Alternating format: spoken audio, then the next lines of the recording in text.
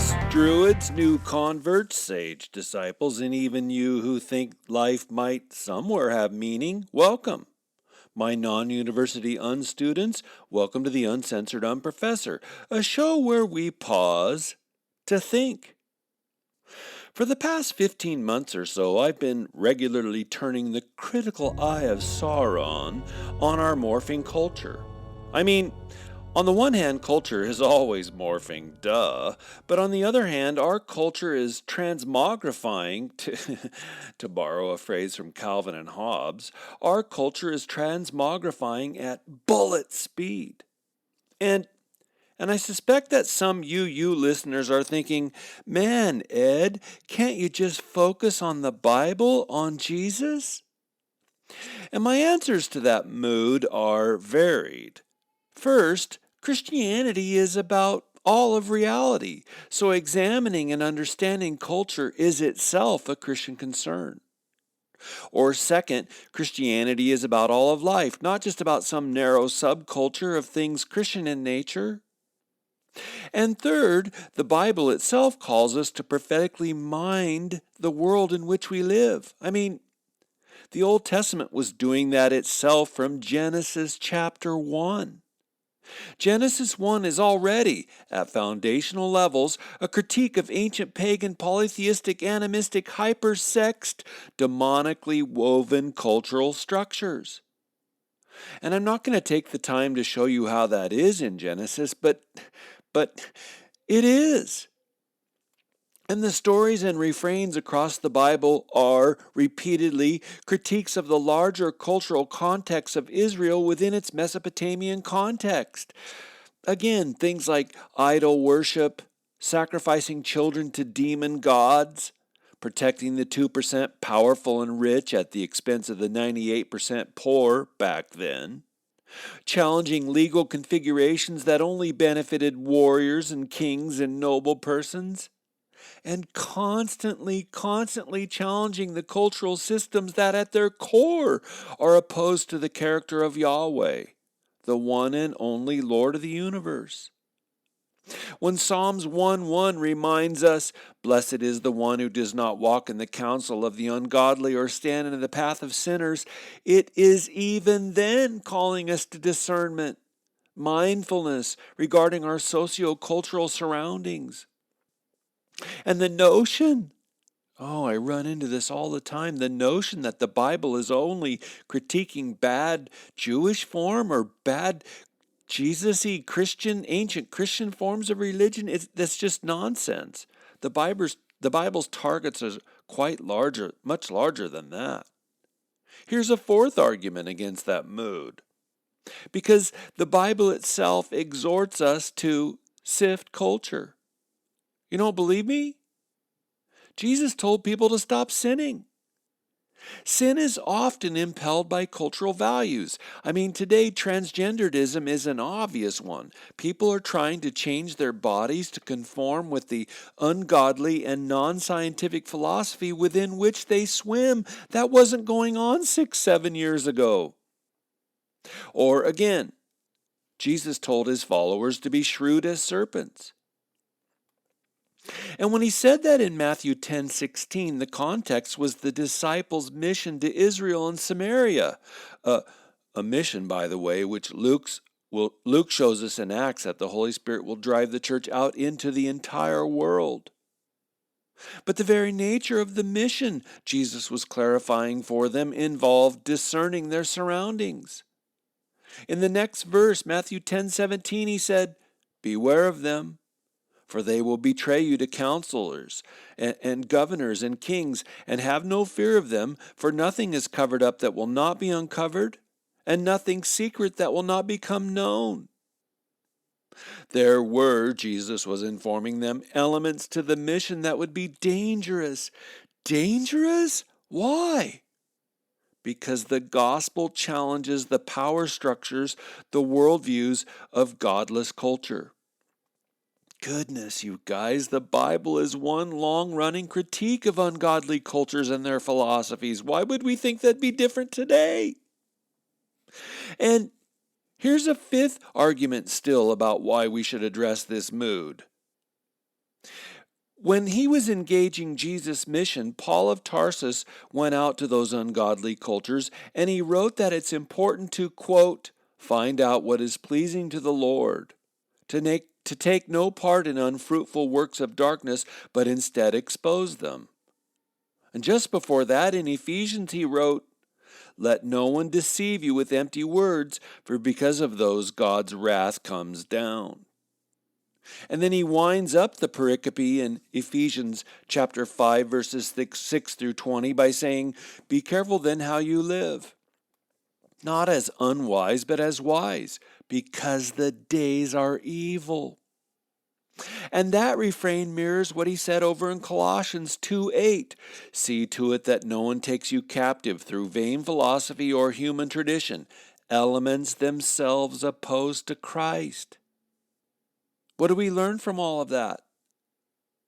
Part of being a Christian involves discerning the times, knowing the Zeitgeist, the spirit of the age, understanding the world, the culture within which we live. So, yeah, me critiquing culture for months on end? Sorry, not sorry. I am taking time to understand and analyze and critique our increasingly irrational culture. This little 3-part series on human personhood and the body is doing that in light of POMO theories about the self, personhood. And I will do a later, longer series on critical race theory, an intentional abandonment at the most foundational levels of wisdom and history and reason and goodness. OMG, you guys, I implore you, go get a copy of Vodi Baucham's book, Fault Lines, The Social Justice Movement and Evangelicalism's Looming Catastrophe. He pulls the pants down on the lies and illogicality and power plays and emotional grab-assing that undergird the whole of critical race theory. It's an easy read, and it'll peel your eyeballs back at how millions of sort of Christians are being duped by an ideology that is, at foundational levels, opposed to the character of Christ and his Bible. Vodi? He's discerning the times, being a wily serpent. Vodi? He's trying to warn believers not to be captured by empty and God-hating philosophy. And me? I want to be like Vodi. Oh, and because I'm aware that our culture's current our current culture is an emotions first, think through things second culture, here's a timely shot. There was once a man who in his youth professed his desire to become a great writer. When asked to define great, he said, I want to write stuff that the whole world will read, stuff that people will react to on a truly emotional level, stuff that will make them scream, cry, howl in pain and anger. Well, if you can believe it, his wish came true. He now works for the IRS writing tax regulations.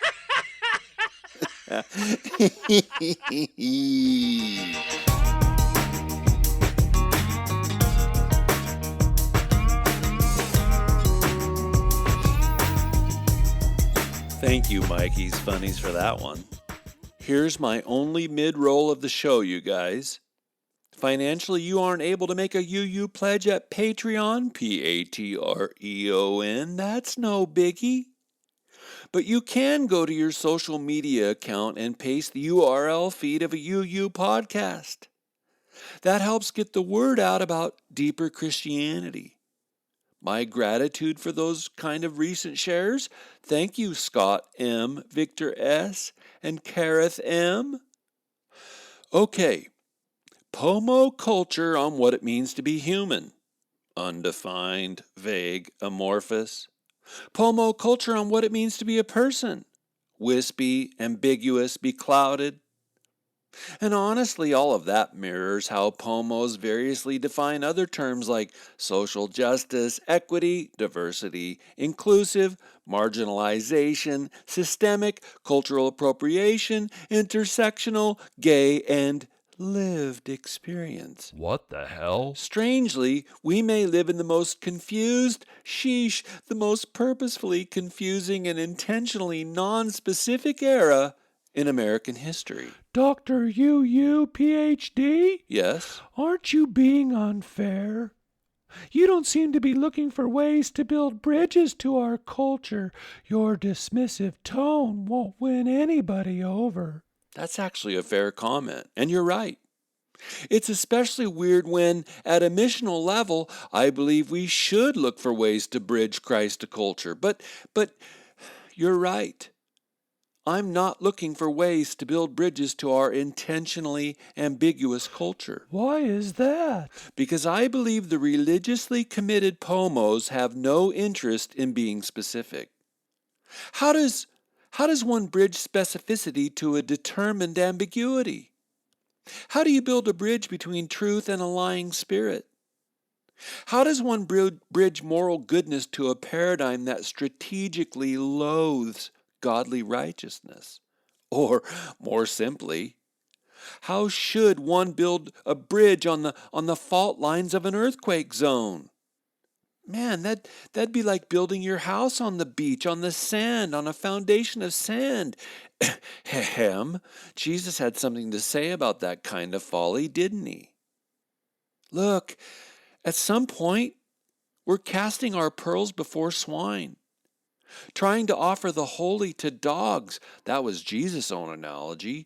Those who only intend to turn and trample the holy into smithereens. I'm sorry, but it's a waste of time. No. I've come to believe we will draw people to Christ by speaking truth, by standing for godly morality, by making arguments that align with nature itself, offering beauty, tapping into the wisdom of the Creator.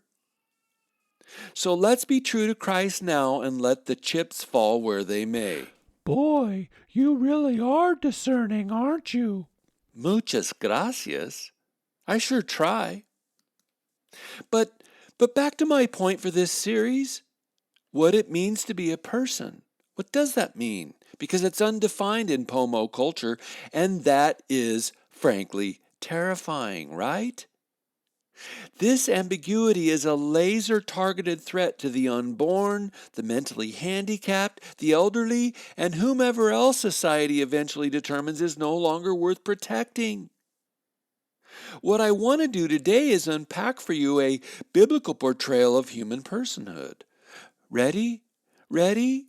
Ready?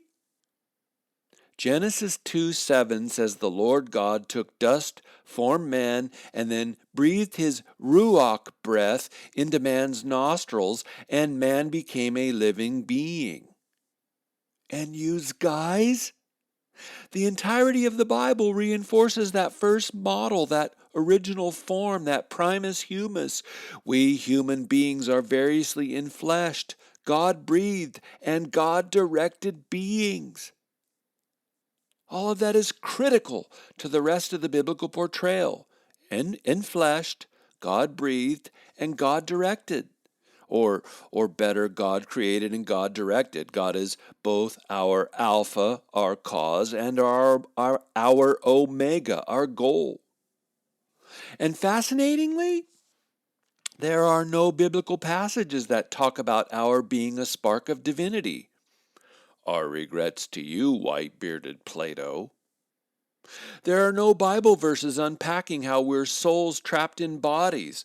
Apologies, ancient heavenly-minded Gnostics. There are no scriptures teaching us that we become persons at 3 months or 6 months during gestation. Sorry, Roe v. Wade. There are no biblical teachings that say we humans are whatever the bleep we think we are. Condolences, Deepak Chopra. There are 0 passages where God is telling us that our personhood is self-referentially rooted in our personal liberty. Sorry, Justice Anthony Kennedy at Obergefell. Oh, the damage you have wrought. No, the Bible sees the complexity of human beings through our being enfleshed, our being God-breathed, our being God-directed. And because I talked about the latter two qualities, the holy spiritual element of our nature in prior episodes, most recently in episode 194, The Form of Life in Primus Humus, today I'm going to focus on our bodies, on our biological nature. We are enfleshed. Oh, my aching me. You listeners, I'll go to my grave bucking this bronco. I sadly, grievously believe most Christians today believe our bodies are rather like temporal accidents. No. God purposefully designed our physical bodies, designed us to be physical. The psalmist said in 139:14, we are fearfully and wonderfully made. At creation, the uncaused cause of all determined to create conscious beings who have physical, atomically structured, organically structured bodies. And God called those bodies good. Genesis 1:31, God saw everything that he had made, and indeed it was very good. So you listener, you are your body. Don't like everything about your body? Well, welcome to the Frustrated Club. Nah, I don't like the arthritis across segments of my body. I don't like the spots and bumps and lumps scattered around my body. Not at all happy my teeth are so genetically challenged. But those detriments don't make the body evil. God-designed bodies are good. God relates to us as embodied selves. He intends that we feel things in our bodies. We can feel His holiness in a church service. He intends that we learn to keep our hand away from the flame. He intends that we take the forest path around the hive of angry yellow jackets. He positively wanted us to learn how to make boats so we could float on, not drown in the water. He planned that we would experience him during a shared ceremony of eating bread and drinking wine together. Stop with the uber private, oh, I'll just take Jesus by myself off to the side under the cover of darkness forms of communion. He delights in our physicality. He loves that we relate to one another through our physicality. And frankly, on that point, come here. Let me give you a hug. Aww. It burns. It burns. I know our shoulders just touched. It's okay. We both hugged out of the joy of being enfleshed, touching one another, sharing the love of existence, the love of friendship. It's okay. It'll only burn for a couple seconds. God relates to us as embodied selves. He gave us neural networks that sense and feel and process and exult an explosion of tactile awareness. Come here, you brand new Titleist Pro V1. You just feel gorgeous in my palm. Come here, you freshly cut rose. I luxuriate in the velvety feel of your petals, the aroma of your soothing chemical construction. Oh, beauty, beauty. Physicality is wondrous. And of course it is. God designed it, intended it, and oh my me, God became it. God became corporeal. God became tactile. God became touchable. Jesus of Nazareth. And holy shnikes on our enfleshed natures. We were created, are you sitting down? We were created male and female. Our biological sex is foundational to God's teleology for us, God's plans for us. And that's true not just regarding our genitalia, but the very nature of our cellular structure is male or female. Brain formation itself patterns out in male and female ways. 99% of little boys want in the marrow of their bones to wrestle and run and move. If you've ever parented a little boy, you'll chuckle at what I'm saying here. Most boys aren't fighting ADHD. They're pulsing with physicality, a physicality which is an explosion of male movement. And keeping them cooped up in classrooms in front of computer screens is contrary to male biology. 99% of little girls want, in the sinew of their hearts, to cuddle and embrace and nurture. And if you've ever parented a little girl, you'll chuckle at what I'm saying here.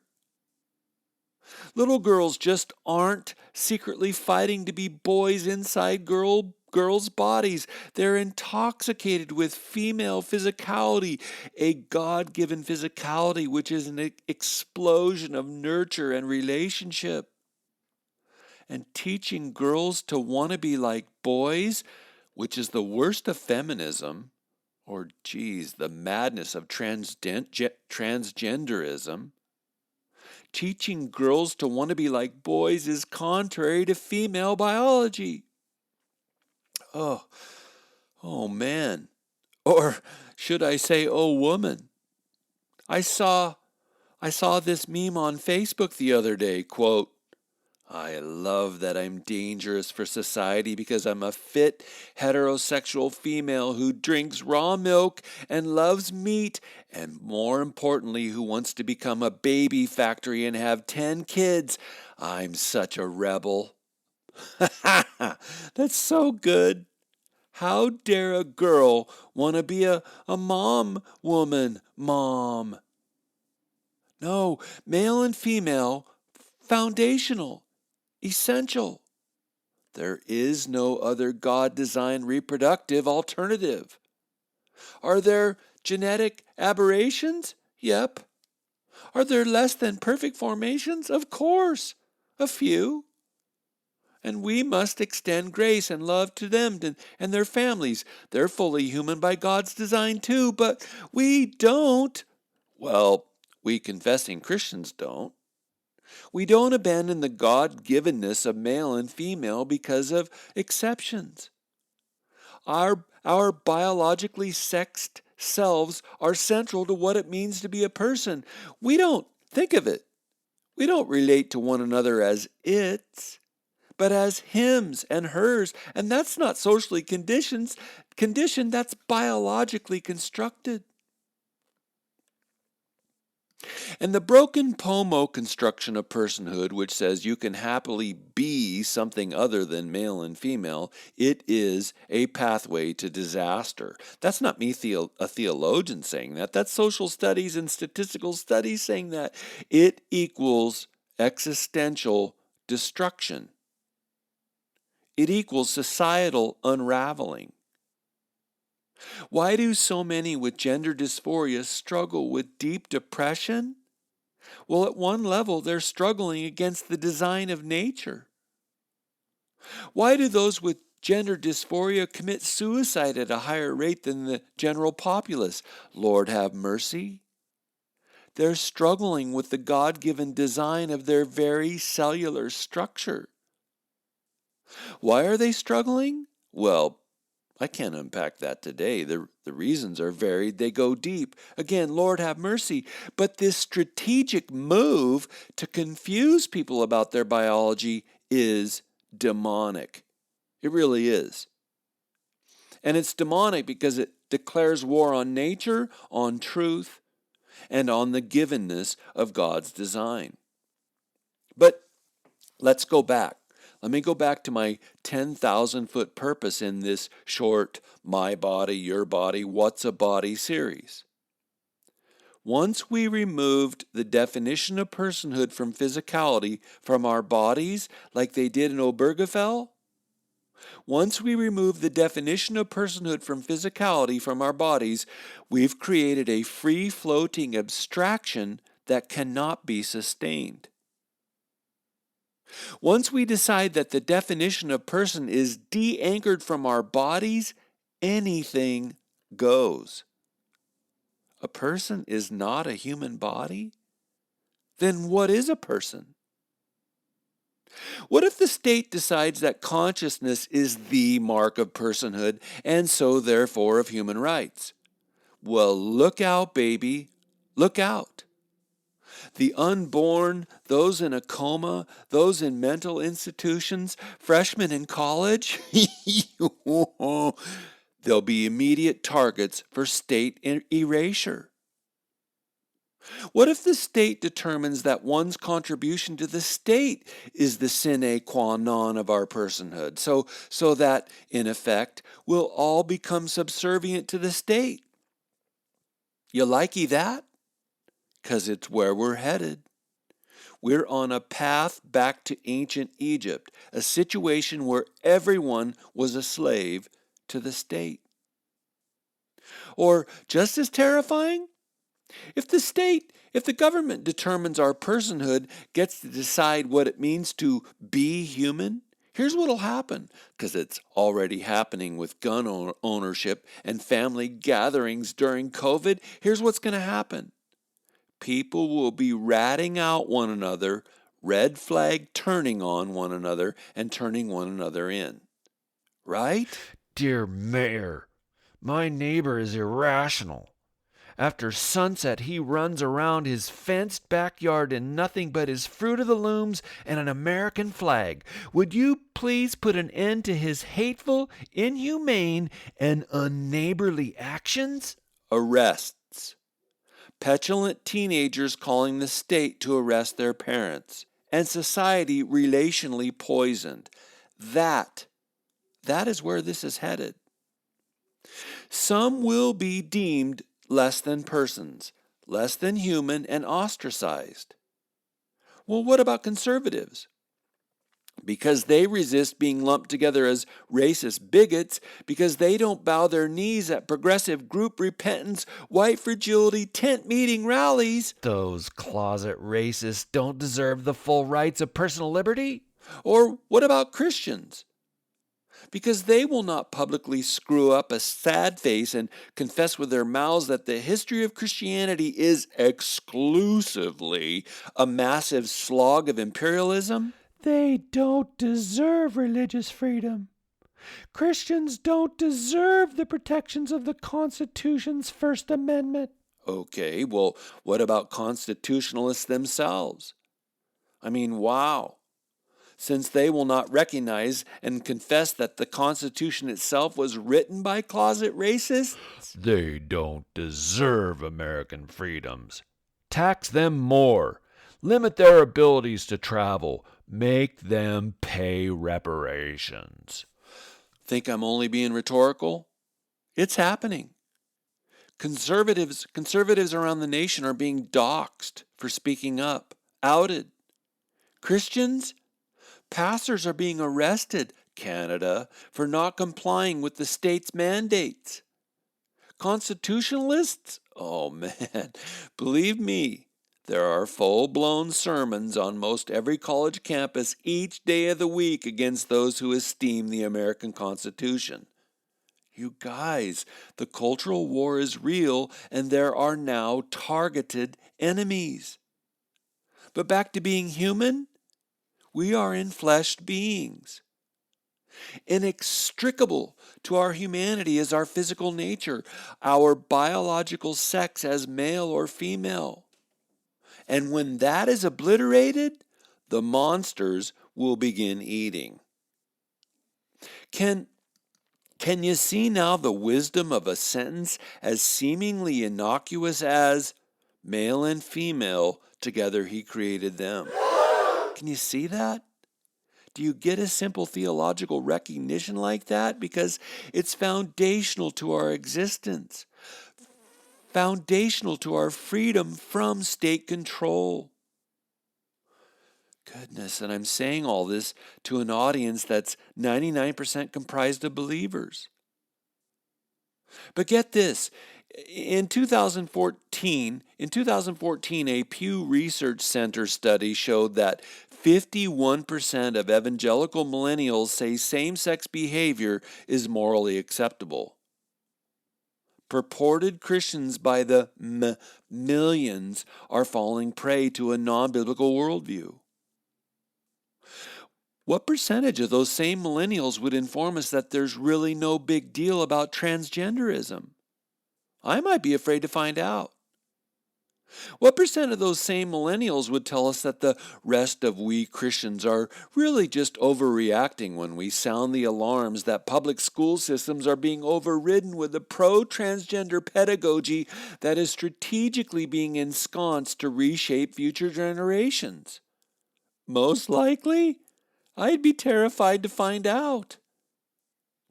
And if we don't find ways to push back, to stand up to the bullies, we will find out in just a couple decades what kind of teeth this monster has. And I'm not making a Yuyian threat. It's just inevitable. Worldviews have implications. Worldviews go places. Worldviews are rarely innocuous paradigms. If you teach that the human body is less than the human will, then human bodies will be neglected, abused, disposed of. If you embrace the Pomo philosophy that matter just doesn't matter, you will quickly find out how an idea like that grows teeth, grows fangs, grows molars, and begins to eat. Parents, especially parents, you need to talk with your child's teacher. Do they embrace a philosophical perspective that the will is greater than the body? Do they teach your child's classroom that kids can make their bodies become whatever gender they choose? You'd better know. And if they do, you need to complain to high heaven, to the principal, to the school board about it. No, they won't like you. But you have a much higher calling as a parent than that the people you don't even know don't like you. God gave you children.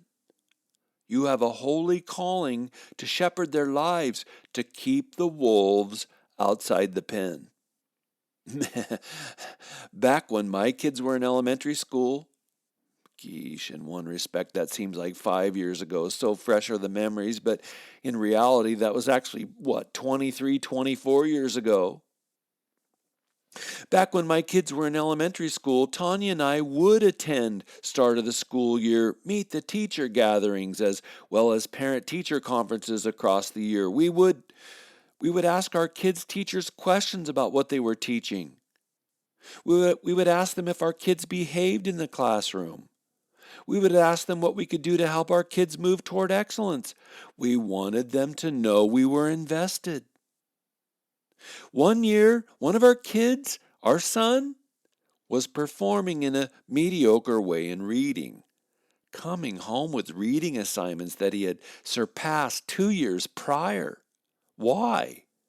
I was irritated, and we wondered, why were they regressing in their education? So we went to the teacher and asked. "Oh," she responded, "your son's doing fine. But in my classroom, I focus on the underperforming children. I don't have time to work one-on-one with every child, so I try, as an act of justice, to help the underperforming kids." So we pleaded with her. "Would you please spend some time on the kids for whom English is their first language too? Please do your best to challenge them too." Did she? Nope. So guess what? The two of us made an appointment with the school principal. Wow, was that ever a lesson in power relations? This woman, Schneikes, man, was she condescending. She thoroughly got excitable over the prospect of our being walked into her office by the front desk secretary. That is so funny.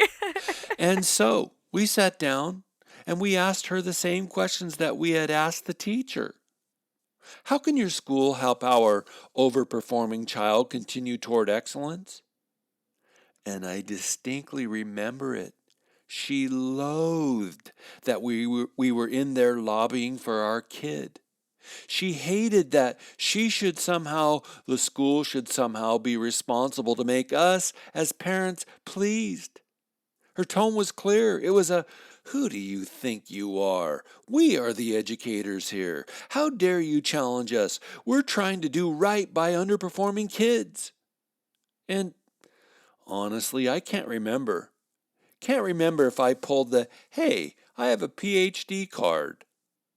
I can't remember if I pulled the, I know about theories of education. I've studied pedagogy card. Can't remember if I pulled that one out or not. Oh, I'd like to think I did, but I just can't remember. Maybe she discerned our intelligence. Maybe I mixed in a 3-syllable word or something. What I do remember? Our kid was quickly transferred to a different classroom. A class where the teacher liked having bright kids who outperformed the mediocre standardized testing. But the point is, we lobbied for our kid. Today, parents, you need to, too. Because the school system is pervaded by woke philosophical pomo philosophy at strategic levels. You need to go and lobby for your kid. Oh, and on this personal stuff, one last tip. Try to find a way to do a favor for your kid's teacher. Bring in treats to the kids one day at the end of class, or ask if you can help the teacher get ready for some special class, or do something to garner the teacher's favor. When my kids were in school, I ran a little vending business, with M&Ms and gumballs and Mike and Ike's and hot tamales, and I would roll a vending machine into the classroom at the end of school one day, of course with the teacher's permission. I'd give all the kids a couple quarters, and they stood in a long line and got excited and came up and each got 50 cents worth of vending machine candy. It was a way to build relationship, to garner favor with the teacher, because you want that teacher, you want him or her to view you as an ally, a friend, someone to respect and work with, not against. You want to know what they're doing to and with your child. Oh, I got to wrap this up. Matter matters. Our bodies matter. Male and female matters. Personhood matters. God created us purposefully to have bodies. God cares about the foundations of human freedom. God cares that we treat one another as enfleshed beings with dignity, that we treat our bodies with dignity. That's core to the Christian worldview. Well, thanks, you guys. Thanks for listening, but even more, thanks for thinking. Please go now and turn your beautiful God-given brains on, everybody.